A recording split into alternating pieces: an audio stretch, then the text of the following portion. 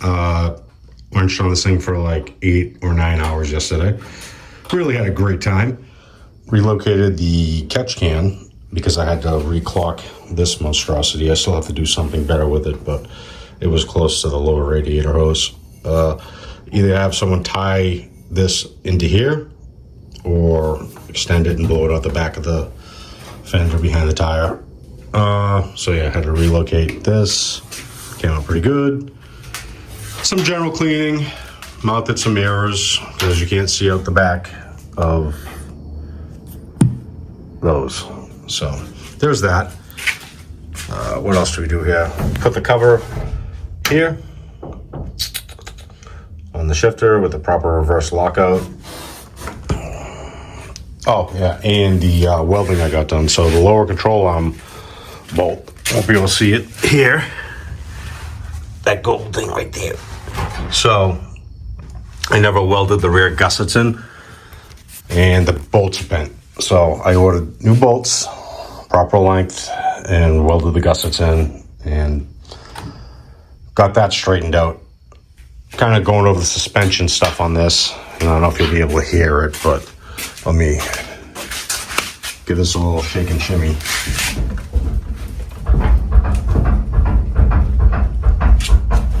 That top centering tie rod for the 4-link. It goes from the frame to the top of the rear end mount. It's blown out. I mean, I shouldn't say it's blown out. It's got play in it. So I'm just going to order all new ones. They look like really bad welding on them. Like they were just made to mock this thing up. I guess this is the problem with building this thing after the fact of someone else doing the body and the frame, and then I'm trying to put a motor in this thing in the shed, basically. Fixed my floor though. Came out pretty good for this.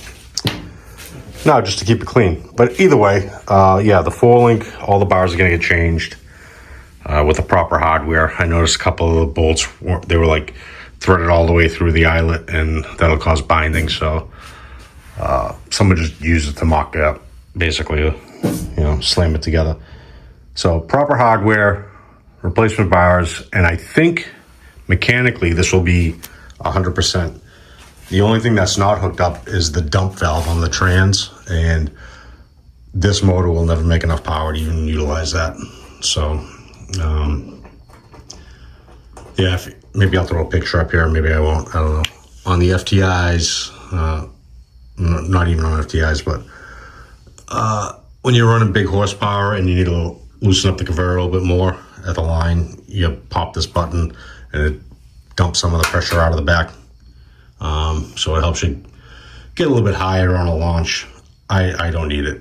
I mean, it's stupid how it is. Driving this thing around, and it's got to be like a 3,500 stall. I mean, it's so ignorant. I mean, it's a drag race converter. So just taking this thing up the street, it's like people looking like, look at this, jalopy. It's like revving high. So but once it couples and locks, I mean, this thing's gone. I've gotten it up so far to, I don't know, 17, 18 pounds. It's set for like 27. I really don't want to put it to the boys until I really went over everything. Good thing I did, because, I found the suspension issue in the front. The rear isn't going to be so bad to beat on it now. I mean, if I wanted to take it out, I could probably really, really tap it out and see how scary this will be. So, but that's basically the updates. Yeah, my nice mirrors. These are side-by-side mirrors. So these are just temporarily in there. I'm gonna nutsert them, so have proper hardware in there, and I'll be able to see out the back. If I didn't mention that already, which I probably did, but I want to tell you the plan. Yeah, some nutserts and lock them in. Also did some polishing. Crusty old handles. They're crusty, but at least on the side they look okay. Polished the rear wheels, the front wheels. 000 steel wool.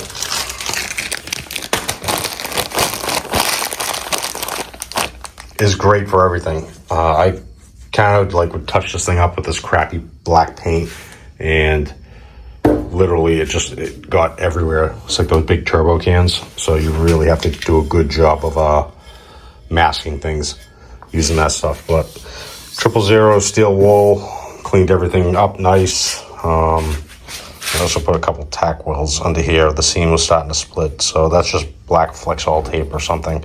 The fender's nasty, and he's a real body guy, but I want to kind of support it a little bit so it didn't separate even further, and the crack would just keep going and going and going.